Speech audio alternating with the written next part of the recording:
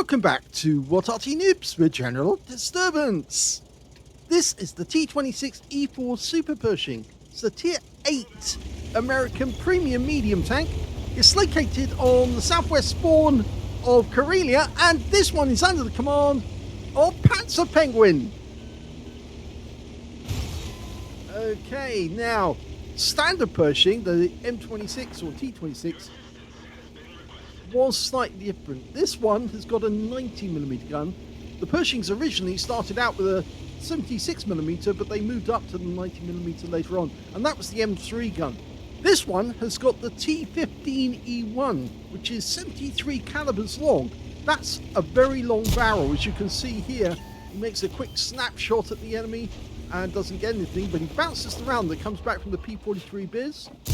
Oh, and gets around into the Rudy at the same time. Now, it's two-part ammunition, this shell, so it's actually quite powerful in its penetration. Very reasonably high shell velocity, 975 meters per second. Yep, gets around into the Peregrine. He can't fire back because we're out of view. Might be able to get another one in. Yep, into the engine bay. Now, the Alpha is 240. It's capable of doing 250? I think it was 250 millimeters of pen, 202 millimeters of pen with standard 240 Alpha, and with the premium rounds, it's 258 millimeters APCR rounds. Now he has actually the HE rounds are 320 Alpha at 45 millimeters of pen. Now he's landed in a Tier 8 game with Tier 6 tanks in it.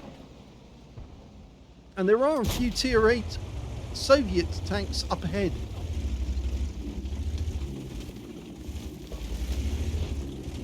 Now, there was only one, actually, with this extra armour.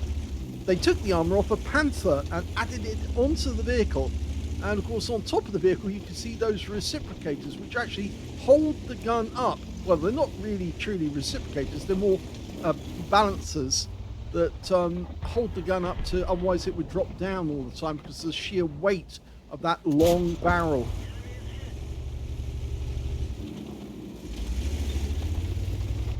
Standard reload for this tank is 7.57 seconds. He's got it down to 750, so not much change. Oh, another nice shot. The guy over-angled and he took around straight through the engine bay. He's still over-angling. That should also go through. Yep, no problem. And another. Yeah, he's shredding that guy. Now, we don't actually know what happened to the Super Pershing that had this extra armor on. There was only one of them, and some suggest that it was actually scrapped and they just left it, and there were pictures of it, so they actually knew that it had been done. Oh, G-Saw running away, but they just never kept it. So unfortunately, there's no engineers been over it to actually check it, and the 7032 122 out of the game. He's crossing the gap, and that KV-85 might try. No, he doesn't. Good. Okay, Peregrine should be able to easily take this guy down. Squeeze up here slowly. Oh, what a shot! Right through the engine bay. Takes him out of the game with one. So that's two shells, two tanks, two shells. Can he get the third one?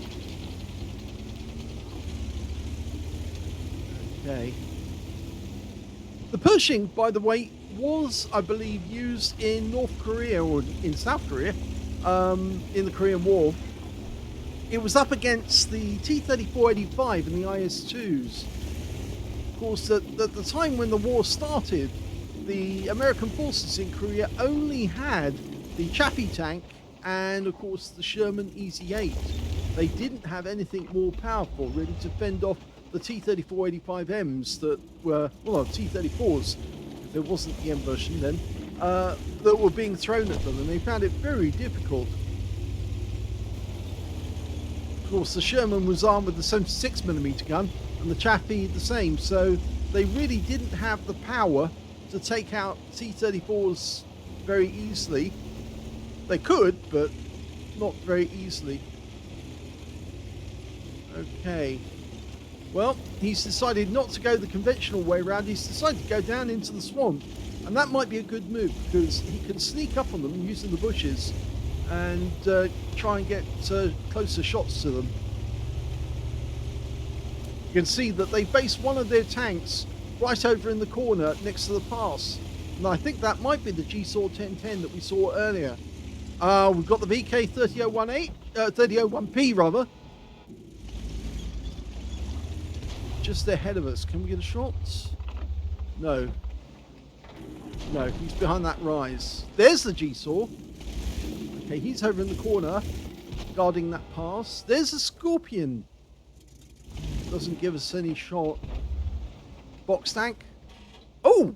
We did see the rear of the box tank suddenly appear. So it looks like we might have a clean shot to our left. He's up against the Sture Mill. Score's completely even at the moment, so it's anybody's game. But remember, we're working on their cap area now, so they are the ones who are actually at risk of losing this game. Box tank just took a hit. Oh, we've got a shot. Oh, and he doesn't miss. That's his third kill, and 3 shots, 3 kills. I think that might be a Reaper. Okay, creeping up using the bushes again. These rocks are very convenient sometimes when you're assaulting the enemy base.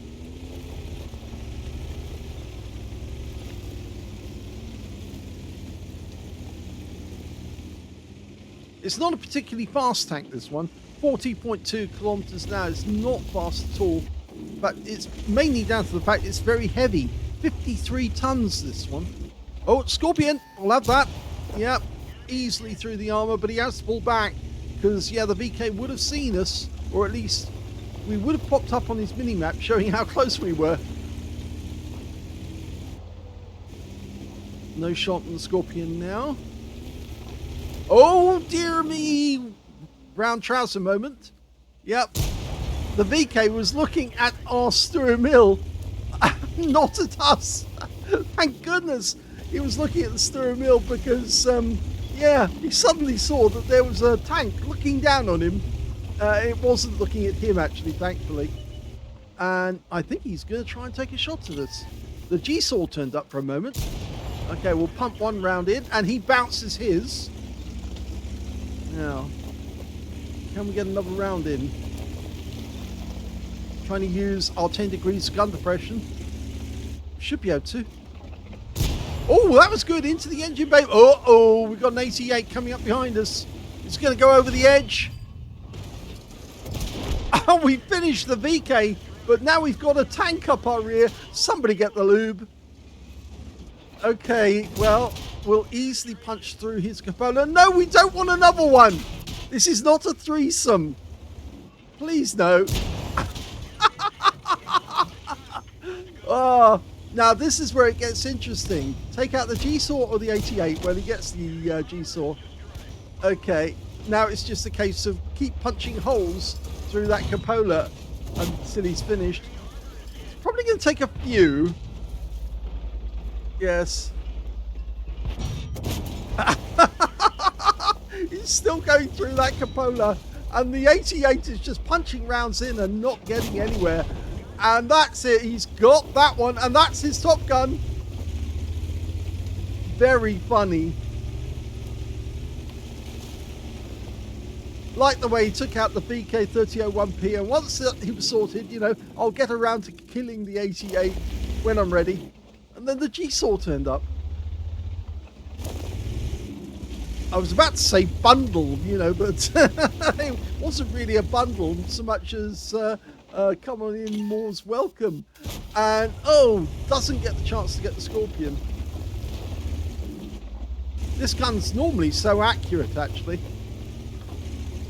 They actually built 25 of these, but this was the absolutely only one that actually had the armor from the Panther applied to the outside of the turret. They later, I think they actually modified the compensators. I think it's compensators, not reciprocators, on top of the turret to hold the gun up and make do with all that weight. They had to, I think they had to put more weight on the rear of the vehicle just to make sure that the gun was balanced in the end. As I say, it's actually the original gun, the M3, the 90mm, is similar to the 88mm KWK36, and they've capped out. Oh no! Well, there was me thinking he was going to get another kill to get 7, but he'll have to just make do with 6. That was the first ace tanker for panzerpenguin in the T26E4 Super Pershing. He got a Reaper badge for taking out 3 tanks with 3 shots. He also got a fire for effect for doing more damage than hit points with his own vehicle. A master gunner for getting 5 armor penetrating shots in a row. A duelist for taking down 2 tanks who damaged him. A bruiser medal for getting at least 5 critical hits in this one. He managed to get 10. He got the high caliber for dealing the most damage in the game. And finally, he got the top gun for getting at least 6 kills. And that last one was the 88, which he was just grappling with towards the end. Poor 88 really couldn't do much because he couldn't get his gun on the weak spots. And consequently, panzerpenguin was just drilling holes in his weak spot all the time, the little cupola, until he was gone. 10,685 is the win rate for that one. That was a strong one. Very good one indeed. Let's have a look at team score. Highest damage, 4,189 hit points. The next highest was the Peregrine with 2,760, followed by the G-Saw 1010 with 2,705. And when it came to kills, yep, he got that one too. 6 kills went to panzerpenguin. 2 kills went to the Peregrine, the 88 on the enemy team. The Carnarvon on his own team, who picked up an invader, that was the guy who was capping. And the Vipera on his team, who also got a steel wall and 2 kills. And finally, the AMX 1375 got 2 as well. When it came to base XP, he's got that one too. In fact, he's the only player to get over 1,000 base. He got 1,569 and the top in all 3 columns. 977 went to the Carnarvon, and then 693 went to the AMX 1375, beating out the Vipera at 687. He fired only 27 rounds, but he got 22 direct hits and 21 penetrations. Damage of 4,189, of which 103 was at more than 300 meters. 16 hits received from the enemy, only 6 penetrated, 10 non-penetrations, and 1,360 hit points of damage blocked by armor. 2 enemy vehicles spotted, 9 enemy vehicles damaged, 6 killed, and 988 hit points of spotting assist in that game as well. Now, he earned a whopping 248,046 credits profit from that game, and also 6,118 experience points as well. So extremely profitable game and very well played indeed, considering this was his first ace tanker in this vehicle. You can tell it's the first ace because it's got the scrolls underneath and you only get that the first time. So well done to panzerpenguin. He's taken this out. He doesn't say if this was his first game in the tank, but I wouldn't be surprised if it was actually. He just bought the tank and just taken it out for a run just to see how well it performs and found out that, oh yes, it does perform rather well in the right hands. So well done to panzerpenguin. If you enjoyed that replay, please give this video a like. Do subscribe to our channel. Leave a little comment down below because it feeds the algorithm. And thank you for watching.